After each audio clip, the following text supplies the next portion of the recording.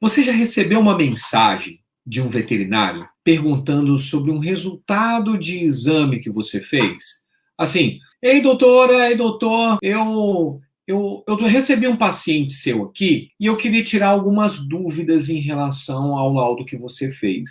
Nesse momento, quando você vê a mensagem, você sente que aquele veterinário está duvidando do laudo? Ou então você pensa, nossa, será que eu errei alguma coisa? Será que eu deixei de escrever algo? Será que ele não está concordando comigo? São essas situações que faz nós, que trabalhamos com imagem, pensar que o veterinário está desconfiando. E às vezes ele está realmente desconfiando, ele não está concordando com o diagnóstico que você deu. Ou às vezes não. Às vezes ele só está, de fato, querendo tirar uma dúvida. Só que se você não sabe como agir, pode ser que você seja reativo. E as suas reações podem levar você a perder um cliente que você conquistou. Eu vou mostrar para você como que você deve agir, passo a passo, para que quando acontecer uma situação de um veterinário duvidar do seu diagnóstico, você se posicionar de uma maneira que o cliente, ele entenda qual foi o resultado que você deu, confie no seu laudo, trate o paciente e ele crie uma relação de confiança,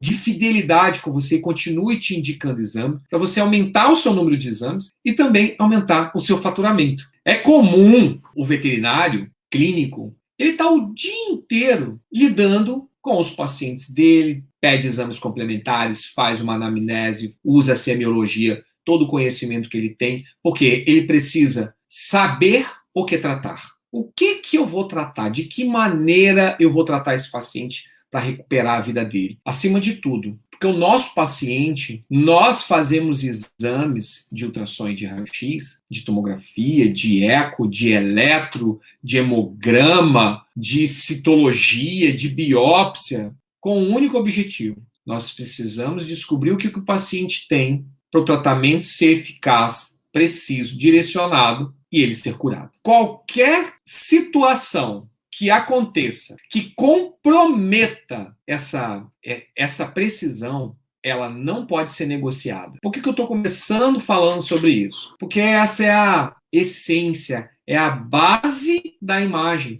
Por que você trabalha com diagnóstico por imagem? Você já se fez essa pergunta? E você? Aqui no YouTube.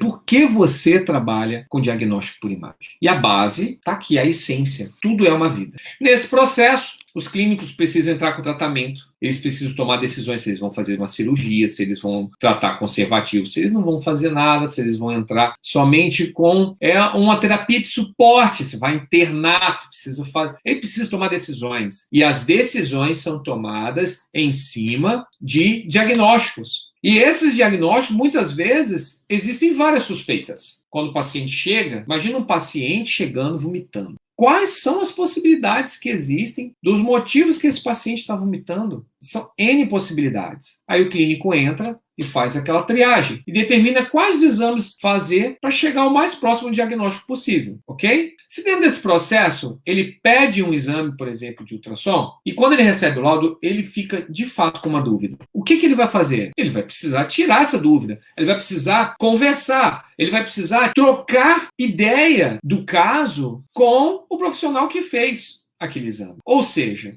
tem um ponto chave aqui nessa aula. Você precisa entender que o serviço de diagnóstico por imagem, ele faz parte da cadeia de tratamento e recuperação de saúde do paciente. E a imagem, ela precisa estar interagindo com outras áreas. Então, quando você é chamado para fazer um exame de ultrassom, chamado para fazer um exame de raio-x numa clínica, e você faz o exame, faz o seu laudo e entrega para o cliente, para o veterinário, o seu serviço não acabou. Não é assim, beleza, olha, eu já fiz o meu laudo, tá tudo escrito aí no laudo. Não! Nós precisamos interagir, conversar, porque essa troca, essa conversa, ela vai fazer o quê? Vai aumentar a acurácia do diagnóstico, guiar o clínico para o tratamento, e aí sim ele vai escolher o antibiótico, se ele vai internar, se ele não vai internar, se ele vai entrar na cirurgia, se ele não vai. Entende? Então já começa aqui. Nós precisamos interagir com toda a cadeia de médica veterinária. Clínicos, cirurgiões, profissionais do laboratório, pessoal da cardio, todo. Ou seja, quando você recebeu uma mensagem de um veterinário, estou com o paciente aqui, o Bob, eu estou com a dúvida nesse caso. Estou com a dúvida com algo que você colocou aqui no laudo. Quando você lê essa mensagem, a primeira coisa, você tem que ter isso em mente. O serviço de imagem precisa interagir com as outras áreas. Não é isolado, não é isolado. Mas aí vem um sentimento que vai permear e vai influenciar nessa relação. Você sabe qual é esse sentimento? A insegurança. A insegurança. É a insegurança que é o sentimento que vai envolver essa relação. Aí nós precisamos dividir essa insegurança por dois caminhos. Essa insegurança é de quem? De quem é a insegurança? A insegurança, ela é do veterinário ou ela é uma insegurança do imaginologista? Essa pergunta, ela precisa ser respondida antes de você agir diante de uma situação que o veterinário está desconfiando do seu laudo. Está havendo uma desconfiança. Bom, alguém não está seguro com o laudo. E aí, quem é que não está seguro? É o veterinário ou o imaginologista? Por quê? Vamos dar uns exemplos aqui na rotina, na prática, para facilitar, porque é necessário você entender isso antes de agir. Porque senão, sabe o que acontece? Se você não entende a situação com profundidade, você pode ser reativo. E aí, de uma maneira pré-julgatória, você pode tomar decisões de usar palavras, expressões ou tom de voz que, precipitadamente, que podem distanciar você do veterinário, que é o seu cliente. Existe uma relação comercial na prestação de serviço de imagem. Quando um veterinário liga para você, olha, eu estou com um ultrassom aqui, você pode vir aqui prestar o serviço? Isso é uma relação comercial. Você consegue entender isso, tá? Então você é o profissional da imagem, a clínica pediu o seu exame, você se deslocou até ela e foi lá fazer. Existe essa relação comercial, ok? Ótimo. Você foi lá, prestou o serviço, fez o laudo, conversou e saiu. Nessa conversa, ou depois que você sai, muita coisa acontece. E aí existem N situações que alguém vai se sentir inseguro. Alguém vai se sentir seguro. Primeira insegurança. O tutor, ele pode ficar inseguro. Vamos supor que você encontrou um cálculo na bexiga. E aí o veterinário precisa fazer a cirurgia. E o tutor, ele se sente inseguro de, nossa, mas será que é um cálculo mesmo? Aí o tutor, ele faz essa pergunta pro veterinário. Pô, mas será que é um cálculo mesmo? Aí o veterinário, é um cálculo sim. E aí só que aí o veterinário, ele tá com o tutor, mas imagina que ele não tá com o laudo na mão, naquele momento. Ele não tem um laudo. Ele não consegue mostrar o exame de ultrassom que foi feito. Por quê? Porque o exame acabou de ser feito, foi dado o diagnóstico, mas o volante vai entregar o laudo 24, 48 horas depois. Aí, o que vai acontecer? O veterinário não vai conseguir suprir a insegurança do tutor. Aí, o que ele vai fazer? Ele vai ligar para o volante. Volante, olha, eu tô com um caso assim, será que tem como você liberar o laudo? Ah, mas eu já falei para você que é um cálculo. Não, eu sei que é um cálculo, mas eu tô com um tutor aqui e eu preciso mostrar, para eu fazer a cirurgia, eu preciso mostrar para ele. Você entendeu esse cenário que eu tô construindo aqui? Se você não tem um entendimento de como funciona toda a cadeia de prestação de serviço na médica veterinária, você pode achar que o veterinário está te pressionando para você liberar o laudo rápido, porque ele não está confiando que o que você falou que é um cálculo não é um cálculo. Faz sentido esse exemplo que eu usei aqui para vocês? Para quem já trabalha como volante, já passou por uma situação como essa? Por que eu estou dando esse exemplo? Porque você precisa entender antes de agir. Já teve uma situação, nesse exemplo mesmo que eu estou dando, que a veterinária, ela é uma dourada, ela estava prestando serviço e aconteceu isso com ela. Só que dentro da rotina dela, ela já estava com tanto exame, que ela não conseguia liberar aquele laudo na hora. E, inclusive, assim, sabe quando o próprio trabalho você já fica um pouco estressado devido ao volume de exame? Aí você vai fazer o exame, aí você faz 7, 8 exames no dia, tem 8 laudos para fazer, aquele desespero danado, aí de repente o cliente está te cobrando. Aí, ou seja, porque você está atolado, você pode achar que o veterinário está, puxa vida, mas me pressionando mais ainda. E aí você acha que ele está desconfiando de você, mas nesse exemplo que eu estou dando, o tutor está lá na frente dele, duvidando se realmente tem um cálculo. Às vezes ele não está duvidando, às vezes ele está inseguro se realmente fazer uma cirurgia para ele ficar internado, a fazer anestesia, se realmente vai trazer a cura. Na maioria das vezes é isso. Na maioria das vezes é assim, tá? A interpretação é subjetiva e o clínico pode interpretar totalmente errado e comprometer a minha credibilidade. É exatamente isso, né? Você faz um laudo e o clínico, ele vai estar interpretando ali. E ele quer estar ali com você, você fez o exame, ele precisa do seu resultado. E aí ele passa. Nesse caso, essa veterinária, né, que eu dei o exemplo, ela se tornou dourada e eu falei exatamente como que ela deveria agir numa situação como essa. E aí, a partir daí, ela começou a mudar a maneira de enxergar. E é exatamente isso que eu quero trazer aqui para você. E que você precisa estar com a mente aberta para entender como que funciona e perceber que tem situações que um veterinário, ele não está duvidando de você, desconfiando de você. Não, porque tem muita coisa que acontece e que ele, na verdade, ele está precisando da sua ajuda, da sua orientação. E aí é o momento ideal para você mostrar o seu diferencial, de como que você trata o cliente numa situação dessa. É como que você reage, como que você esclarece uma dúvida, como que você transmite segurança suficiente para o paciente recuperar a saúde dele. Isso é tão encantador que você vai se tornar uma peça-chave na solução de um problema. Chave. E aí o veterinário, ele vai fazer questão que você que faça o exame, porque ele vai confiar em você. E olha só, hein? Ele passa a confiar em você depois que ele primeiro desconfiou.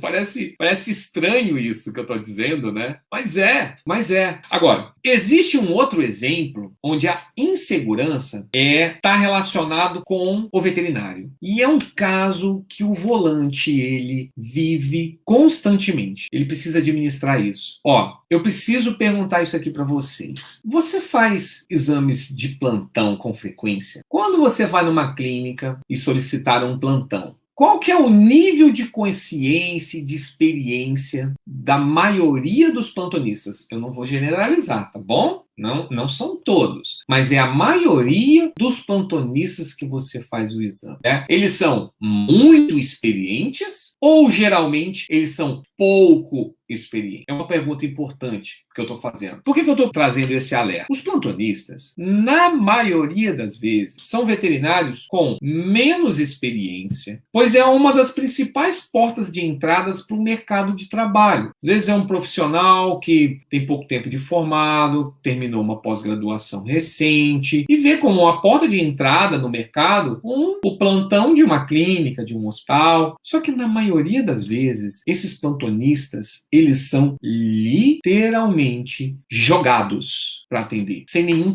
treinamento antes. Às vezes os plantonistas não sabem nem aonde estão os medicamentos. E aí parece que a falha é do plantonista, mas não, é porque muitas clínicas, elas simplesmente jogam, olha, eu preciso de um plantonista aqui. Ó, você pega, a medicação tá aqui.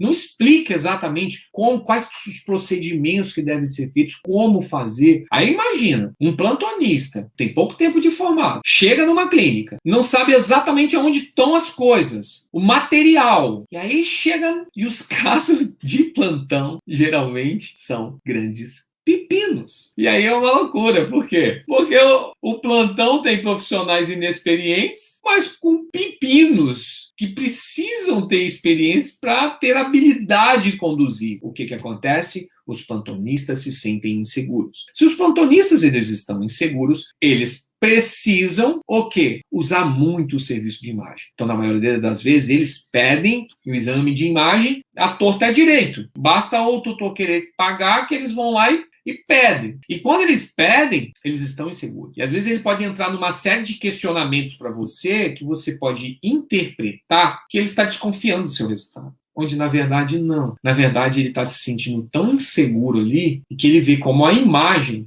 a oportunidade dele transmitir a segurança para o cliente, para o paciente. E olha, gente, insegurança, ela tem cheiro.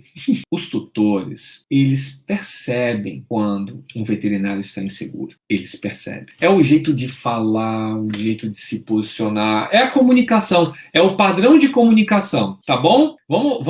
Vamos sintetizar a comunicação aqui. Que comunicação? A comunicação verbal, a comunicação postural, tá? A comunicação não verbal, né? A verbal e a não verbal. Vai transmitir insegurança e eles pegam isso. E aí, se o plantonista entra numa série de questionamentos com você, ele, na verdade, ele quer suprir a insegurança, tá? Isso relacionado aos veterinários. Mas vamos supor, tá, que o veterinário que está perguntando para você, que está desconfiando do seu laudo, é um veterinário experiente, muito bom. E ele não está com dúvida em relação à conduta dele. Ele está com dúvida em relação ao exame mesmo. Porque ele pode não estar concordando com o que está ali. Ele não concorda, não está batendo a suspeita para mim. Não está batendo essa suspeita. Aí, se você respondeu, bom, a insegurança é de quem? Não é desse veterinário, porque esse veterinário é muito bom.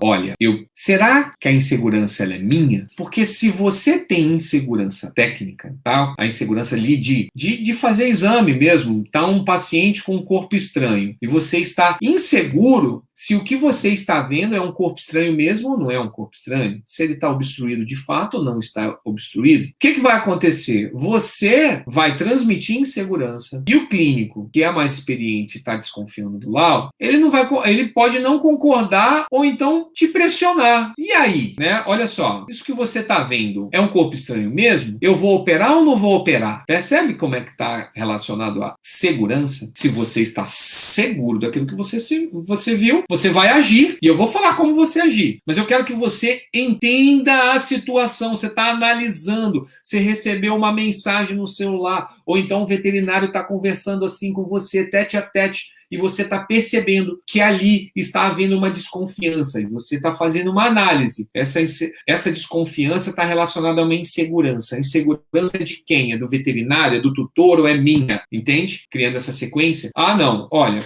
a insegurança, ela é minha. Aí vem um ponto que tem que ter muito cuidado. Você pode acabar se precipitando. Haver uma precipitação, aonde, mais uma vez, ocorre um julgamento ali, e aí você tenta disfarçar uma insegurança que você tem, e você tenta conduzir a situação de uma maneira errada. O que vai acontecer? O cliente ele vai literalmente perder a confiança em você. Ele vai se distanciar de você. E ao invés de você fidelizá-lo, você perde o cliente. E olha só, você lembra que eu disse que um cliente, ele que confia em você, ele em algum momento pode ter desconfiado? Ou seja, quando um cliente desconfia de você, você tem que entender que isso é uma grande oportunidade de você mostrar o seu trabalho e fidelizá-lo.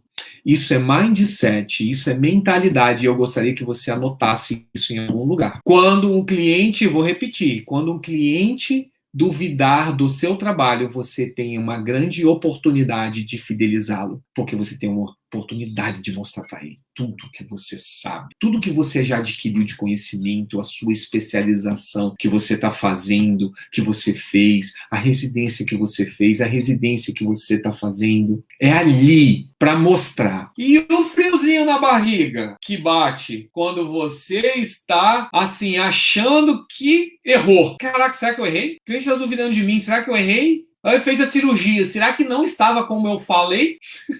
É natural, isso aí todo mundo sente. Eu sinto, inclusive, até hoje, com muito menos frequência, lógico, mas eu sinto, tá? Eu sinto, por quê? Porque o diagnóstico, ele é assim.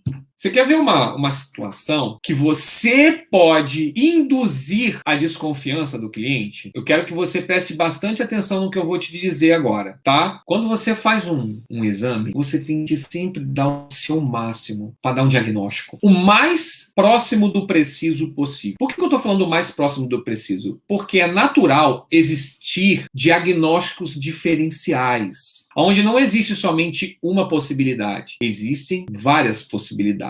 E isso precisa estar descrito e direcionar o clínico. Aonde que está o problema? O problema é como vou dizer aqui, a grande maioria dos imaginologistas utilizam os diagnósticos diferenciais. Tem alguns que nem traz diagnóstico diferencial no laudo, tá? Eu sou da linha, vim de uma escola onde eu trago os diagnósticos diferenciais. Por quê? Porque os diagnósticos diferenciais, primeiro, eu adquiri conhecimento suficiente para estabelecer diagnósticos diferenciais. Então, se eu vejo um paciente que está com ascite por conta de uma cirrose hepática, eu digo, paciente suspeita cirrose hepática. Eu me sinto seguro para dizer isso. Tá? Então, dentro da linha, traz os diagnósticos diferenciais no laudo, onde que está o uso equivocado dele? É onde tem um uso indiscriminado dos diagnósticos diferenciais. Vou dar um exemplo. Imagina um raio-x de tórax, tá? E no raio-x de tórax existe um padrão broncointersticial. Um broncointersticial, tá? Com uma opacificação em lobo caudal esquerdo e lobo cranial direito, tá? E existe mesmo, tá? Não é aquela suspeita, não é um leve padrão, não. Eu tô falando de um padrão broncointersticial claro e evidente. Unânime, ele é unânime, tá? Todo imaginologista ali que tiver com aquela imagem vai ver. Aí, uma lista de diagnósticos diferenciais, tá? Diagnósticos diferenciais. Pneumonia bacteriana, pneumonia fúngica, pneumonia inflamatória,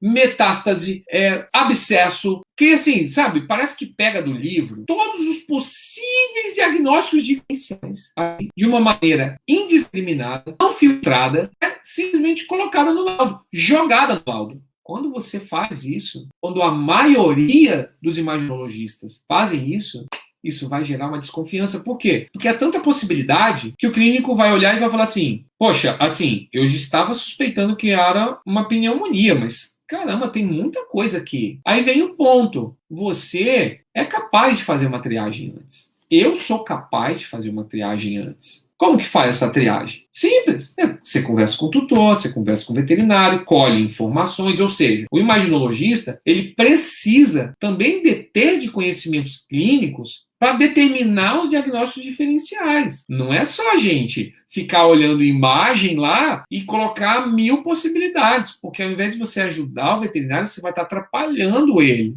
Eu não falei do edema, né? Ainda pode jogar um edema pulmonar cardiogênico e edema pulmonar não cardiogênico, sabe? Ou seja, poxa, pode ser pneumonia, edema pulmonar, pode ter tanta coisa. Poxa, vamos afunilar isso para o cliente? Vamos afunilar, né? Qual que é a região que você está? Qual que é a incidência de pneumonia fúngica, por exemplo? Nossa, é raríssimo aqui. Pô, tira isso. Aí você vai tirando, entendeu? Edema pulmonar não cardiogênico? Pô, não cardiogênico? Tá, como é que tá o padrão? Pô, eu falei que é lobo caudal e lobo cranial. Não, esse padrão de distribuição aqui não costuma ser. Tem histórico de choque? Tem histórico de queimadura? Não, tem nada disso. Tira, descarta, vai descartando, sabe? Você mesmo vai descartando para você evitar que o cliente desconfie de você. Você já está ajudando. E aí, só que não é só isso, né? Eu não quero superficializar isso, tá bom? Não é só isso. Estamos falando aqui de precisão diagnóstica, de competência mesmo, de você entregar um serviço de imagem de alto nível. Porque você, que é volante, eu tenho certeza que você quer se tornar uma referência no seu mercado, não é verdade? Comenta aqui comigo. Você tem o desejo de se tornar uma referência no mercado? Tá? Se a sua resposta é sim, a sua resposta sendo sim, você tem que ter um entendimento disso. O quê? É precisão diagnóstica. É através dos seus diagnósticos que você vai construir uma referência. É através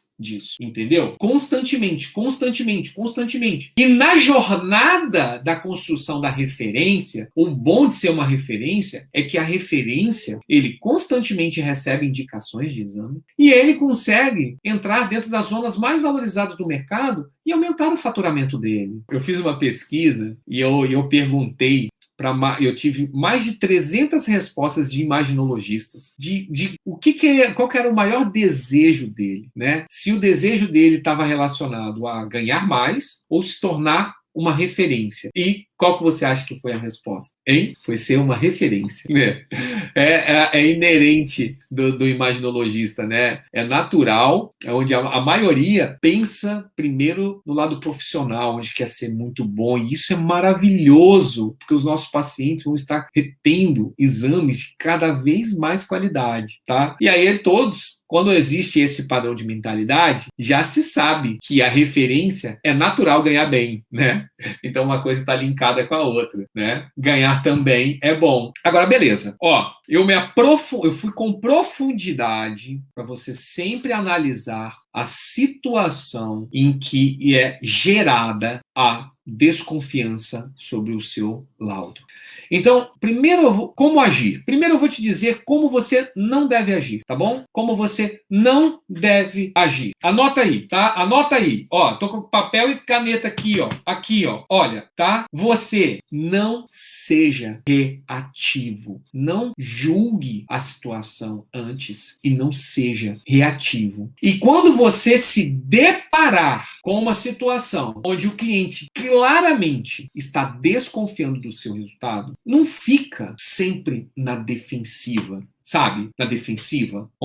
Como é agir na defensiva? É você dar respostas muito curtas, sabe? Você começa, sim, mas por quê? Não, esse paciente está com trauma. Esse paciente que teve um trauma que você fez o exame aqui, você tem certeza que o baço não está rompido? Aí você, tenho, por quê? Tenho, por quê? Né? Você não fala, porque você está desconfiando de mim? Não. Você fala, tenho, por quê? Né? Ou então você fica na defensiva e fica em cima do muro, né? Não, mas você não acha que esse padrão que você viu não pode ser de uma pneumonia bacteriana? Nossa, eu fiz o laudo, você viu o laudo, eu botei todas as possibilidades lá. Ou seja, ali você está sendo o quê? Você está sendo reativo, você está muito na defensiva. E isso pode estar ligado com a insegurança. Pode estar ligado à insegurança. Eu mesmo, tá?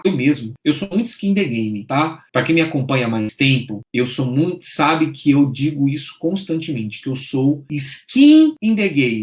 O que é ser skin in the game? Eu trabalho no dia a dia. Eu todo dia estou lidando com tutores e veterinários, fazendo exame e mandando mensagem e atendendo e fazendo. Eu sou skin in the game. E eu, no meu skin in the game, preciso te dizer, eu diversas vezes já fui reativo. Diversas vezes. Vários casos. E, inclusive, já tive reações até grosseiras. Onde eu houve a intenção de ser grosseiro. Porque às vezes a gente pode soar grosseiro, mas a gente não teve aquela intenção, sabe?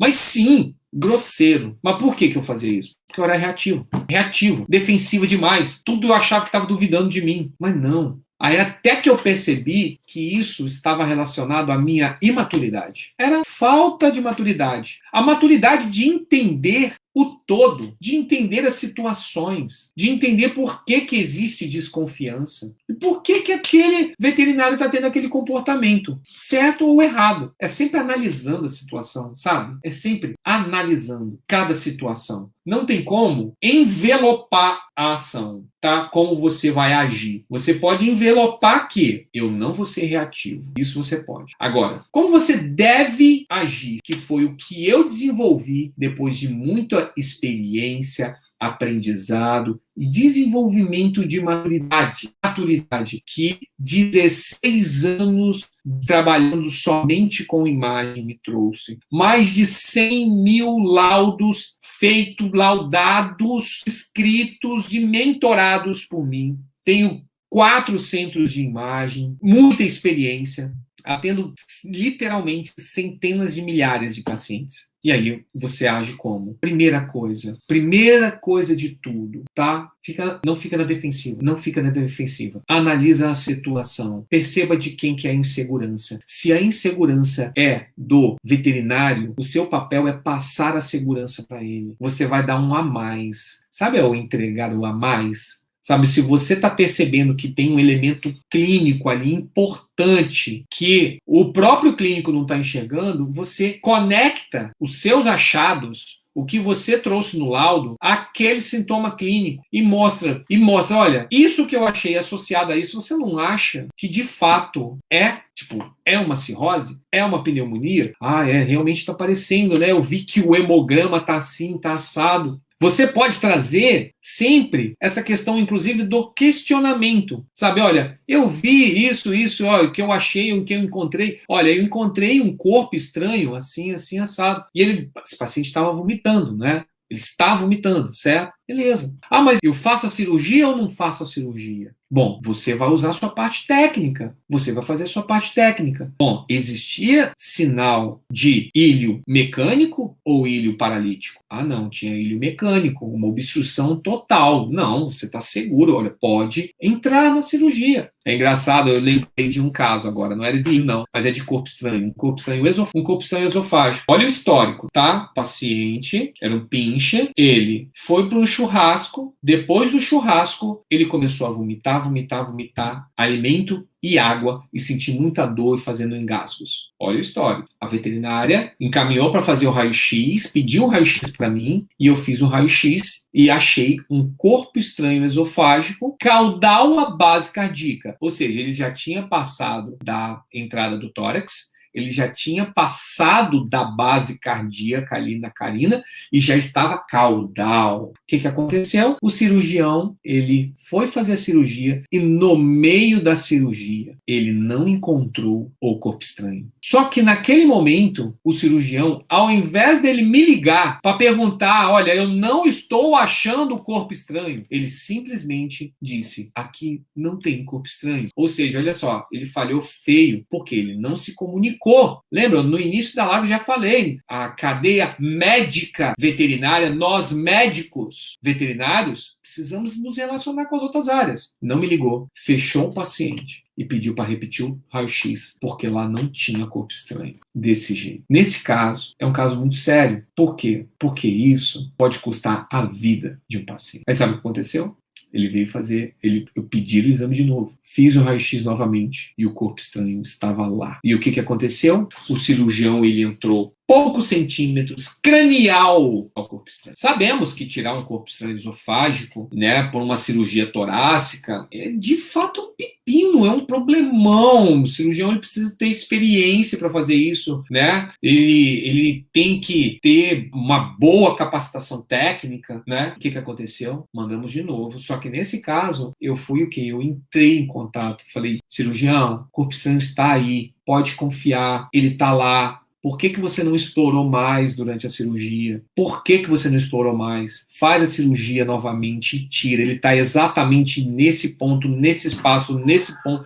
Dei mais detalhes ainda. Ele está um pouco mais caudal da onde você entrou. Faz novamente, senão a gente vai perder esse paciente. Ele foi lá, entrou e fez. Só que nesse momento, nós estávamos o quê? Entende que a desconfiança, houve uma desconfiança dele em relação ao meu laudo. E eu estava muito seguro do que eu tinha visto. E eu passei a segurança para ele. Não, pode ir, vai. Assumir todos os riscos, abre de novo. Não desiste. Eu ainda falei assim, não desiste. Aí ele foi lá, pegou e tirou o corpo estranho. É um exemplo. A comunicação. Então, na hora que você está se comunicando ali com um cliente que está desconfiando do seu resultado, você tem que analisar e ver também como que foi o seu laudo. E vamos supor que você perceba que você que estava equivocado, que você achou que era alguma coisa e não era. Vamos supor o corpo estranho mesmo. O corpo estranho mesmo, tá? Imagina que você achou, né? Imagina que eu tinha achado que era um corpo estranho, mas não era. A imagem parecia, sabe aquela coisa? Parece que é, mas não é. Parece que é, mas não é. Eu tenho um caso desse aí, onde era um Shiba, tá? Um Shiba que estava com quilotórax, um paciente de 4 anos, e a minha primeira suspeita dele foi ruptura de ducto torácico. Mas o que aconteceu? Esse caso do Shiba, ele tinha muitos veterinários envolvidos. E ele já tinha feito exames em vários lugares, tinha sido atendido por vários veterinários. E quando ele chegou para mim, ele ia fazer uma tomografia. Inclusive, ele já tinha feito até uma análise do líquido quiloso e uma citologia e tinha um diagnóstico citológico de mesotelioma. E aí, o que aconteceu? O caso veio para mim para fazer um diagnóstico de mesotelioma. Eu senti o cheiro da ruptura de ducto torácico e eu queria fazer um exame de tomografia com contraste linfático para preencher o ducto torácico para ver se ela tinha ruptura. Mas ali, por uma série de fatores, eu não fiz esse procedimento. Eu usei contraste venoso e eu caí na armadilha. Fui totalmente influenciado por tudo que estava acontecendo e a minha suspeita diagnóstica foi a mesma da citologia, mesotelioma. Sabe qual foi o resultado final? O resultado final foi que o cirurgião foi fazer uma cirurgia, descobriu que era uma ruptura de ducto torácico, corrigiu o ducto torácico e o paciente está super bem. E eu errei o diagnóstico e a desconfiança que houve do laudo que eu fiz, né? Porque o cirurgião desconfiou. Ele não ia operar um mesotelioma. Então ele ficou pensando, talvez seja uma ruptura de ducto torácico mesmo, não estou confiando ali. E aí, fez a cirurgia. Qual foi o grande aprendizado para mim? Isso levou um aprendizado enorme. O aprendizado se eu estou com um caso para mim e eu quero levar ele numa conduta que eu sei que é um caminho que eu sigo, que eu gero um diagnóstico preciso, eu sigo ele. Se eu for impedido de seguir esse caminho por algum motivo, eu não faço isso. Por quê? Eu aprendi que eu não negocio precisão diagnóstica. Eu não negocio precisão diagnóstica. Então, se o cliente vai lá e pedir para mim, Vicente, faz uma projeção. Não, eu não faço. Esse é o trabalho que eu não faço. Ou eu faço todas as projeções que eu preciso ou não faço o exame. O cachorro está muito agitado, não está deixando fazer o exame direito, mas força aí. Não, não forço. Não forço. Pode fazer uma contenção química, porque a qualidade diagnóstica eu não flerto com ela. Esse foi um grande aprendizado. E se você estiver equivocado uma vez, né? Como recuperar a confiança do cliente? E aí, vamos supor, nessa situação do mesotelioma, o que aconteceu? Da desconfiança. Realmente eu estava errado. Eu errei. E como que eu recupero isso? Continuando trabalhando e dando diagnósticos. E dando diagnósticos precisos. E o cliente, o veterinário, ele, mesmo em grandes centros, é comum os veterinários se conhecerem, né? O mercado ainda da veterinária, ele está em expansão e em crescimento, e é natural, dependendo da região onde você está, todos os veterinários se conhecerem. Então, a pergunta é, com que frequência você comete erros diagnósticos, equívocos diagnósticos? Com que frequência, né? É uma frequência alta? Então significa que é necessário buscar mais conhecimento técnico. É uma frequência baixa? Olha, isso acontece.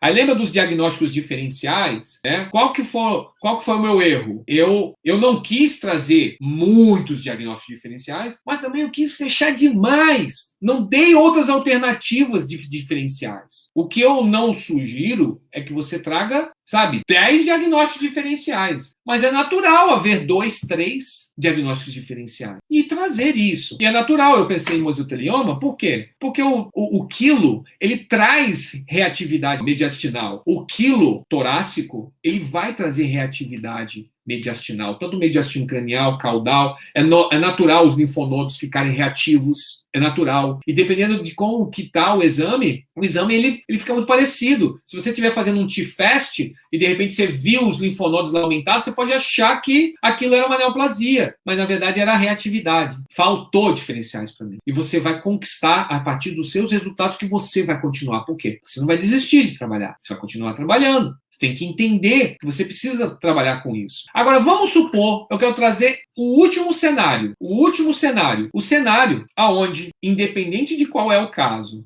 independente se é uma pneumonia, um cálculo, um mesotelioma, que não é nada, né? Tipo, o exame não deu nada, independente, o cliente está o tempo inteiro desconfiando de você. tudo. Ele desconfia de todos os laudos. Não é um caso específico. É o corpo estranho? Aí ele diz, não, mas você tem certeza que é o corpo estranho? Então, é a piometra? Não, mas eu acho que não é piometra. Não é possível. A pneumonia? Não, olha, não ficou bom esse posicionamento que você fez do tórax, ele não está bom, a imagem está tremida. Ah, é um joelho. Não, esse posicionamento do joelho que você fez, ele não está diagnóstico. Tudo, imagina, tudo. Aí você vai começar ao quê? Começar pelo mesmo caminho. Você está havendo insegurança? A insegurança é de quem? É dele. Não, peraí, eu vou mostrar. Não, olha, esse raio-x de joelho que foi tirado realmente indica que tem uma insuficiência ligamentar. É ruptura de ligamento. Ah, não, mas não. Ah, não, ah, não, ah, não, ah, não. Aí você começa a perceber que esse cliente, ele está exagerando. Porque ele desconfia de tudo. Não é natural desconfiar de tudo, né? Isso não é natural. Desconfiar de um caso, de outro, que está gerando insegurança, é natural. Mas todos os exames não é natural. Aí você observa. Aí aí você vai analisar a situação. Aí você vai acolher esse cliente, tá? Acolher no sentido, olha, cliente, eu entendo que é natural sentir dúvidas em alguns casos e eu estou aqui para te esclarecer todas as dúvidas que você tiver.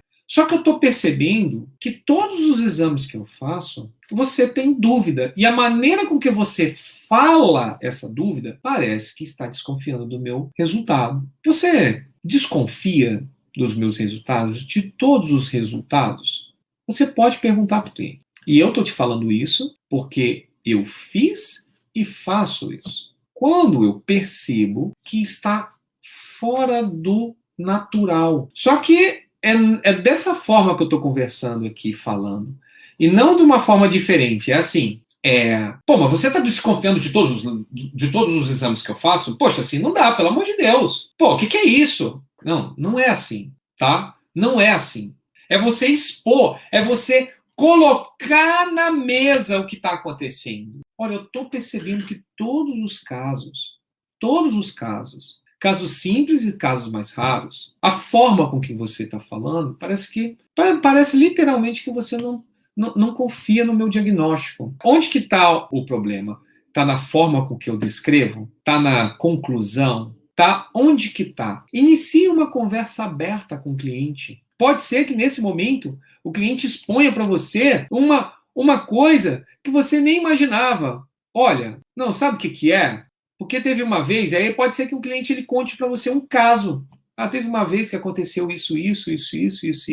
Aí você descobre que olha, pô, e depois desse caso, o que aconteceu? Ah, não, teve outros casos que você pegou, tava tudo ok. Ah, então, beleza. Então, quando você tiver alguma dúvida, você pode me perguntar, tá? Eu estou aqui à disposição para tirar suas dúvidas, a tudo. Aí, ou seja, se acolhe e se você coloca à disposição, tá? Agora, se esse cliente, ele não fala nada, você tenta essa alternativa e mesmo assim ele continua fazendo, eu vou falar para você fazer exatamente o que eu fiz com uma cliente com esse perfil. Uma cliente, inclusive, muito antiga.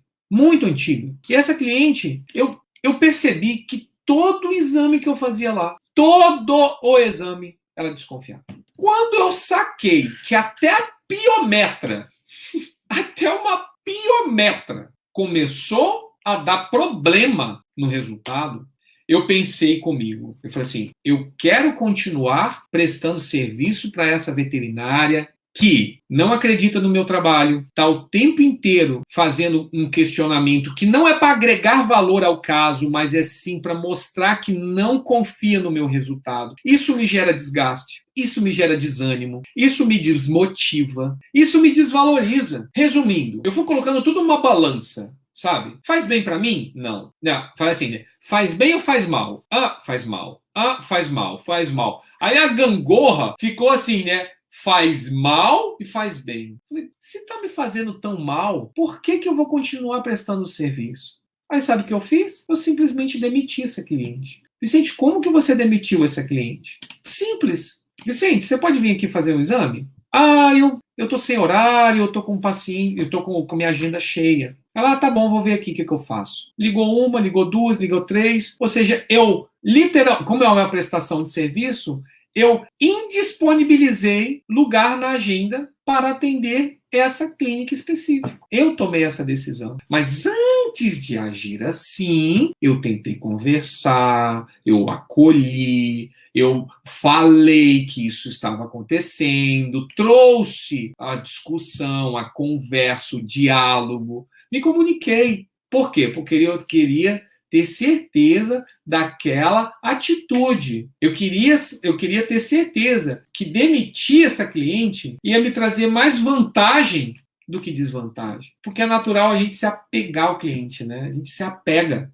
A gente não quer demitir. Olha, eu não aguento fazer exame nessa clínica, mas eu preciso fazer porque lá pede 6 exames para mim, eles geram uma receita, com essa receita eu preciso para pagar o meu aparelho, pagar o meu carro.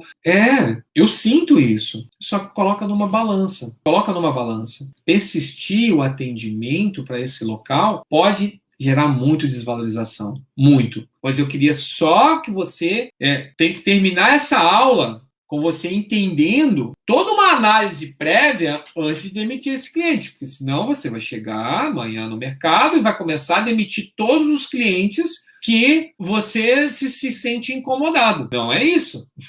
Não é isso. São aqueles clientes que eles simplesmente desconfiam de todos, ele não acredita no seu trabalho. E ele te mostra, dá todos os sinais. E você tenta conversar e dialogar com ele, e ele mesmo assim, ele não te fala nada e continua agindo dessa forma. Então é melhor cada um ele buscar um outro profissional que esteja mais alinhado com o que ele gosta, né? Para isso que existe a concorrência, para dar alternativas, para dar possibilidades. Imagina se não existissem concorrências. Imagina se existisse somente uma pessoa para fazer exame. Você ia ser pressionado dessa forma, né? Pô, você tem que vir, é só você que presta, tem uma vida aqui, você não vai vir aqui salvar essa vida, não? O que você vai fazer? Você vai salvar a vida, lógico, né? A gente nunca se nega a um atendimento, né? A salvar uma vida. Mas dentro da relação comercial, tem que ser uma relação saudável, valorizada, bilateral, com um único foco: trazer saúde para o nosso paciente. Tá? Queria deixar essa mensagem muito clara para você. Valeu, até a próxima Vida de Volante. Tchau.